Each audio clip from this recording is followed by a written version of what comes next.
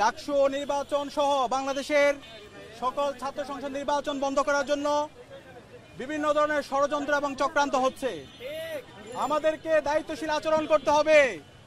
ঢাকা বিশ্ববিদ্যালয়ের মেধাবী শিক্ষার্থীদেরকে আমরা অনুরোধ করব, ডাকসু বন্ধ করার জন্য যারা সামনে থেকে পেছন থেকে গুপ্ত অবস্থায় ষড়যন্ত্র করছে তাদেরকে রুখে দিতে হবে। প্রিয় উপস্থিতি, আমাদের অবস্থান পরিষ্কার। 9 তারিখ ডাকসু নির্বাচন হতে হবে।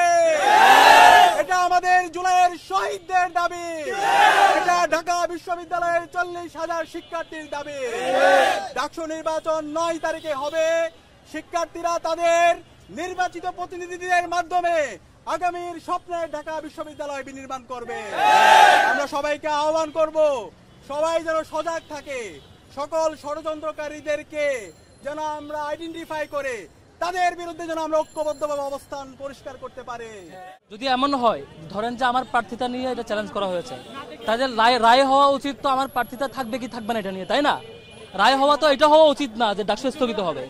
যখন আপনি স্পেসিফিক রায়ে আসেন না যে এস এম ফরহাদের প্রার্থিতা থাকবে কি থাকবে না, সেই রায়ে আসেন না, সেই রায়ে না এসে যখন আপনি প্রার্থিতা আর ডাকসু নির্বাচন বানচালের দিকে আগান, তাহলে বুঝতে পারে যিনি রিড করেছেন, রিড করার আগে যিনি প্রস্তুতি নিয়েছেন, যিনি আইনজীবী ছিলেন, যিনি সামগ্রিক ব্যবস্থাপনা আছেন, প্রত্যেকেই এই ষড়যন্ত্রের একটা গুরুত্বপূর্ণ অংশ।